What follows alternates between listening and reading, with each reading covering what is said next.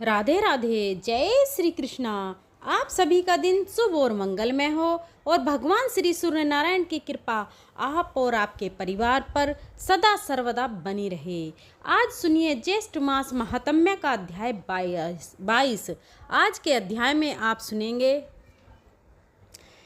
ब्रह्मा आदि देवताओं द्वारा भगवान सूर्य की स्तुति एवं वर प्राप्ति का वर्णन।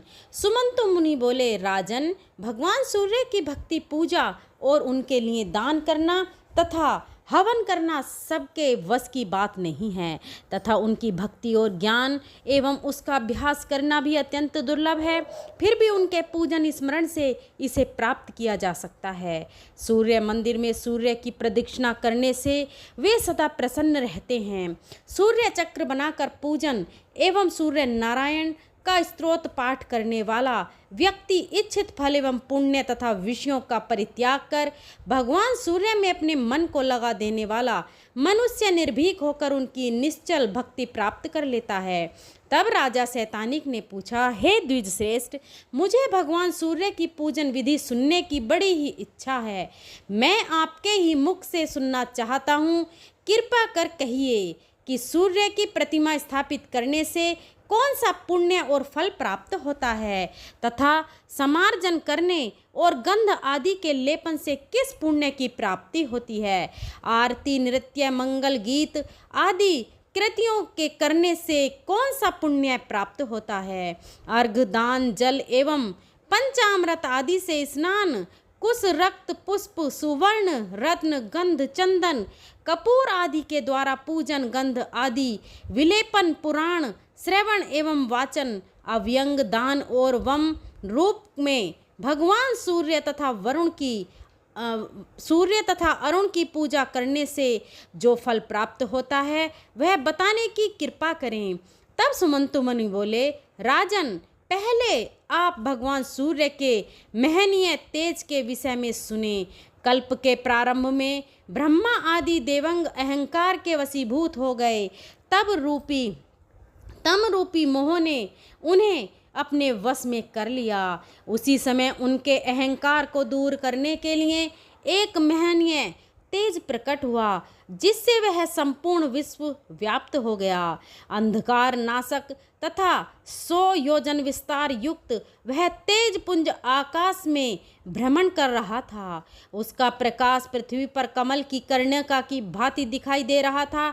यह देखकर ब्रह्मा आदि देवंग परस्पर इस प्रकार विचार करने लगे, हम लोगों का तथा संसार का कल्याण करने के लिए ही यह तेज प्रादुर्भूत हुआ है। यह तेज कहाँ से प्रादुर्भूत हुआ, इस विषय में वे कुछ न जान सके और इस तेज ने सभी देवगणों को आश्चर्यचकित कर दिया। तेज अधिपति उन्हें दिखाई भी नहीं पड़े। ब्रह्मा और देवताओं ने उनसे पूछा, देव, आप कौन हैं, कहाँ हैं, यह तेज की कैसी शक्ति है। हम सभी लोग आपका दर्शन करना चाहते हैं। उनकी प्रार्थना से प्रसन्न होकर भगवान सूर्य नारायण अपने विराट रूप में प्रकट हो गए। उस सहनीय तेज स्वरूप भगवान भास्कर की देवंग अलग अलग वंदना करने लगे। ब्रह्मा जी की स्तुति का भाव इस प्रकार है, हे देवेश, आप सहस्त्रों किरणों से प्रकाशमान हैं। कौन वल्लभ, आप संसार के लिए दीपक हैं। आपको नमस्कार है। अंतरिक्ष में स्थित होकर संपूर्ण विश्व को प्रकाशित करने वाले भगवान भास्कर, विष्णु कालचक्र, अमित तेजस्वी सोम, काल, इंद्र, वसु, अग्नि, खग, लोकनाथ तथा एक चक्र वाले रथ से युक्त ऐसे नामों वाले आपको नमस्कार है। आप तेज की निधि हैं। आप अमित तेजस्वी एवं संसार के कल्याण एवं मंगल कारक हैं। आपका सुंदर रूप अंधकार को नष्ट करने वाला है। आपको नमस्कार है। आप धर्म आदि चतुर्व स्वरूप हैं तथा अमित तेजस्वी हैं, संसार की स्थिति में कारण हैं। आप शुभ एवं मंगल स्वरूप हैं। आप परम शांत स्वरूप हैं। ऐसे हे पर ब्रह्मा परमात्मा जगत पिता जगतपति, आप मेरे ऊपर प्रसन्न होइए। आपको नमस्कार है। ब्रह्मा जी के बाद शिव जी ने महातेजस्वी सूर्य नारायण को प्रणाम कर उनकी स्तुति इस प्रकार की। विश्व की स्थिति के कारण स्वरूप भगवान सूर्य देव आपकी जय हो। अजय हंस लोक प्रदीप जगतपति दिवाकर महाबहु भानु संवत्सर काल अनंत भाव खग शुभानंदन, आपकी जय हो। कश्यप के आनंद वर्धन अदिति पुत्र सप्त सुवाहन सप्तेश, अंधकार को दूर करने वाले ग्रहों के स्वामी शंकर धर्म आदि चतुर्वर्ग के स्वामी, आपकी जय हो। प्रभु आप विश्व रूप विश्वकर्मा ओमकार वष्टकार स्वहकार तथा स्वधा रूप हैं और आप ही अश्वमेध रूप अग्नि एवं अर्या रूप हैं। संसार रूपी सागर से मोक्ष दिलाने वाले हैं। जगतपति में संसार सागर में डूब रहा हूँ, मुझे अपने हाथ का अवलंबन दीजिए, आपकी जय हो। भगवान विष्णु ने सूर्य नारायण को श्रद्धा और भक्ति पूर्वक प्रणाम कर उनकी स्तुति की। उसका भाव इस प्रकार है।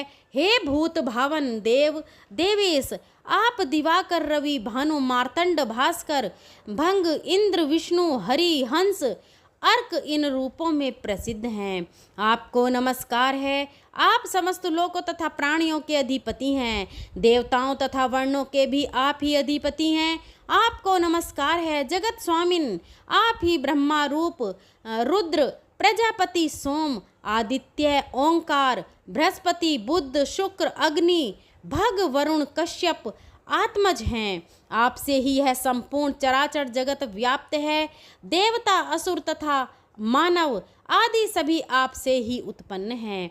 हे प्रभु, आप ही वेद रूप दिवस स्वरूप यज्ञ एवं ज्ञान रूप हैं। किरण उज्ज्वल भूतेश गोपते संसार में निमग्न हुए हम पर आप प्रसन्न होइए। आप वेदांत एवं यज्ञ कलात्मक रूप हैं। आपकी जय हो। आपको नित्य नमस्कार है। ब्रह्मा आदि देवताओं की स्तुति से भगवान सूर्य बहुत ही प्रसन्न हुए और उन्होंने ब्रह्मा विष्णु तथा महादेव जी को अपनी अखंड भक्ति तथा अपना अनुग्रह प्राप्त करने का वरदान प्रदान करते हुए कहा, हे विष्णु, आप देव दानव यक्ष राक्षस गंधर्व आदि सभी पर विजय प्राप्त अजय रहेंगे। संपूर्ण संसार का पालन करते हुए आपकी मेरे ऊपर अचल भक्ति बनी रहेगी। ब्रह्मा भी इस जगत की सृष्टि करने में समर्थ होंगे और मेरे प्रसाद से शंकर भी इस संसार का संहार कर सकेंगे, इसमें कोई संदेह नहीं है। मेरी पूजा के फलस्वरूप आप लोग ज्ञानियों में उत्कृष्ट स्थान प्राप्त कर लेंगे। भगवान सूर्य के इन वचनों को सुनकर महादेव जी बोले, भगवान, हम लोग आपकी आराधना किस प्रकार करें, उसे आप बताएं। हमें आपकी परम पूज्य मूर्ति तो दिखाई नहीं दे रही, केवल प्रकाश की आकृति और मात्र तेज ही दिखाई देता है। यह तेज आकार विहीन होने के कारण हृदय में स्थान नहीं पा रहा है। जब तक मन किसी विषय वस्तु में नहीं लगता, तब तक किसी भी व्यक्ति की भक्ति या इच्छा उस विषय वस्तु को प्राप्त करने की नहीं होती।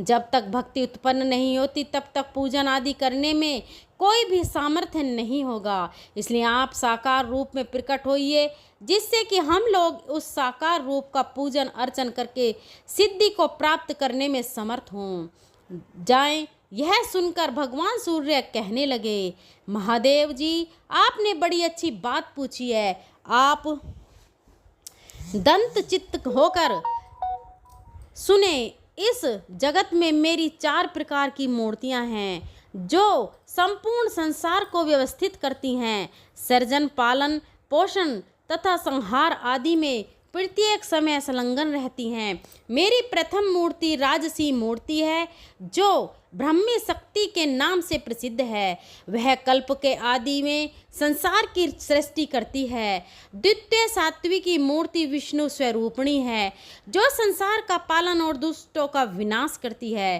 तृतीय मूर्ति तामसी है, जो भगवान शंकर के नाम से विख्यात है। वह हाथ में त्रिशूल धारण किए कल्प के अंत में विश्व सृष्टि का संहार करती है। मेरी चौथी मूर्ति सत्व आदि गुणों से अतीत तथा उत्तम है। वह स्थिर रहते हुए भी दिखाई नहीं पड़ती। उस अदृश्य शक्ति के द्वारा यह समस्त संसार विस्तार को प्राप्त हुआ है। ओमकार ही मेरा स्वरूप है। यह सकल तथा निष्कल और साकार एवं निराकार दोनों रूपों में है। यह संपूर्ण संसार में व्याप्त रहते हुए भी सांसारिक कर्म फलों से लिप्त नहीं रहती। जल में पद्म पत्र की भांति अल्पित रहती है। यह प्रकाश आप लोगों के अज्ञान को दूर करने तथा संसार में प्रकाश करने के लिए उत्तम हुआ है। आप लोग मेरे इस स्पष्ट रूप की आराधना करें। कल्प के अंत में मेरे आकार रूप में सभी देवताओं का लय हो जाता है। उस समय केवल आकाश रूप ही रहता है। फिर मुझसे ही ब्रह्मा आदि देवगण तथा चराचर उत्पन्न होते हैं। हे त्रिलोचन, मैं संपूर्ण जगत में व्याप्त हूँ, इसलिए मेरे वम रूप की आराधना आप रहित ब्रह्मा विष्णु भी करें। त्रिलोचन, आप गंध मादन पर दिव्य सहस्त्र वर्षों तक तपस्या करके परम शुभ षडंग सिद्धि को प्राप्त करें। जनार्दन, आप मेरे वम रूप की श्रद्धा और भक्ति पूर्वक आराधना कलाप ग्राम में निवास करके जगतपति ब्रह्मा भी अंतरिक्ष में जाकर लोक पावन पुष्कर तीर्थ में मेरी आराधना करें। इस प्रकार आराधना करने के बाद कंबद के समान गोलाकार रसीम माला से युक्त मेरी मूर्ति का आप लोग दर्शन करेंगे। इस प्रकार सूर्य नारायण के वचन को सुनकर भगवान विष्णु ने उन्हें प्रणाम करके कहा, देव, हम सभी लोग उत्तम सिद्धि प्राप्त करने के लिए आपके परम तेजस्वी वम रूप का पूजन अर्चन किस किस विधि से आराधना करें।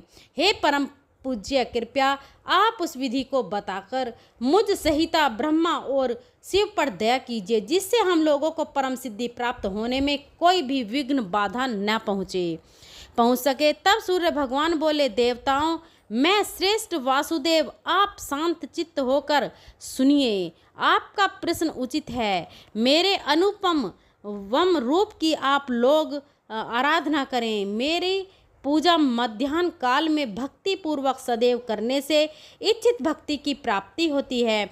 भगवान सूर्य के इस वाक्य को सुनकर ब्रह्मा आदि देवताओं ने प्रणाम करके कहा, देव, आप धन्य हैं। हम लोगों को आपने अपने तेज से प्रकाशित किया है। हम लोग कृत हो गए। आपके दर्शन मात्र से ही सभी लोगों को ज्ञान प्राप्त हुआ है तथा तम मोह तंद्रा आदि सभी क्षण मात्र में ही दूर हो गए हैं। हम लोग आपके ही तेज के प्रभाव से उत्पत्ति, पालन और संहार करते हैं। अब आप वम के पूजन की विधि को बताने की कृपा करें। इसके बाद भगवान सूर्यनारायण ने जो भी पूजन विधि को बताया उसका वृतांत आप अगले अध्याय में सुनिएगा। अब आप सुनिए श्री विष्णु चालीसा का पाठ। विष्णु सुनिए विनय सेवक की चित्त लगाए, कीरत कुछ वर्णन करूं, दीजिए ज्ञान बताए। नमो नमो विष्णु भगवान खरारी, कष्ट नसावन अखल बिहारी। प्रबल जगत में शक्ति तुम्हारी, त्रिभुवन फैल रही उजियारी।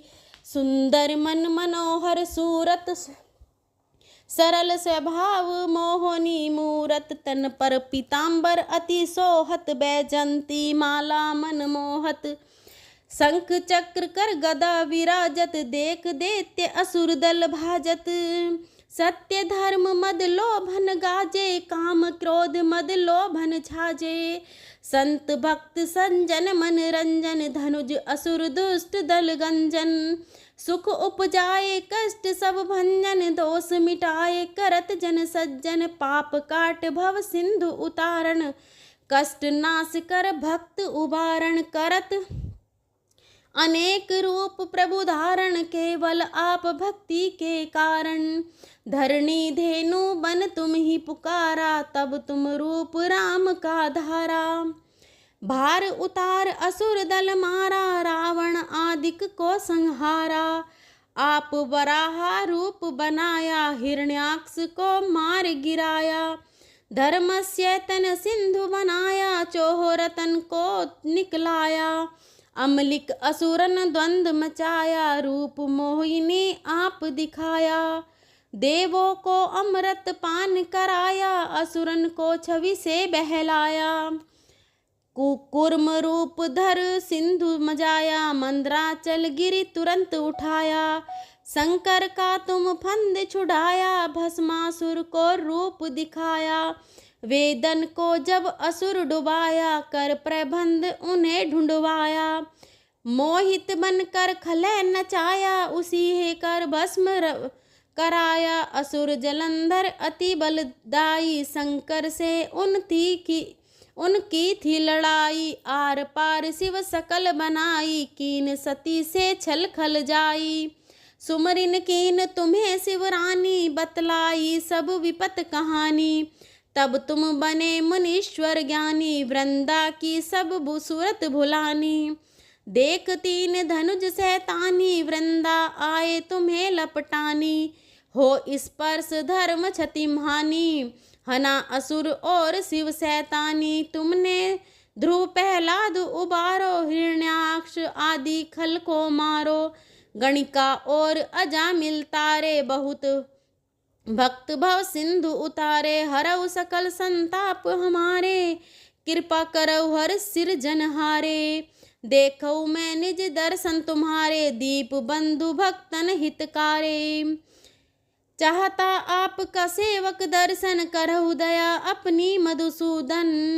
जानू नहीं योग्य सब पूजन, होए यज्ञ स्तुति अनुमोदन। शील दया संतोष सुलक्षण, विंदित नहीं व्रत बोध विलक्षण। करहु आपका किसी विधि पूजन, कुमति विलोक होत दुख भीषण। करहु प्रणाम कौन विधि सुमरण, कौन भांति में करहु समर्पण। सुर मुनि करत सदा शिवकाई, हर्षत रहत परम गति पाई। दीन दुखिन पर सदा सहाई, निज जन जान ले अपनाई। पाप दोष संताप नसायो, भव बंधन से मुक्त करायो। सुत संपत्ति दे सुख पुजायो, निज चरणन का दास बनायो। निगम सदा ये विनय सुनावे, पढ़े सुने सो जन सुख पावे। श्री विष्णु चालीसा समाप्त होता है। प्रेम से बोलिए भगवान विष्णु और माता लक्ष्मी की जय। भक्तों, आपको आज की कथा कैसी लगी कमेंट बॉक्स में ज़रूर बताएं। अगर आपको कथा पसंद आई हो तो अपनी फ्रेंड और फैमिली में शेयर करें और हमारे चैनल सुविचार विद रीना को सब्सक्राइब करें। हमारे चैनल पर रोज़ के दिन की कथाएं और जेठ मास का महात्म्य रोज़ प्रस्तुत हो रहा है, तो आप हमारे चैनल पर जाकर उन सबको सुन सकते हैं।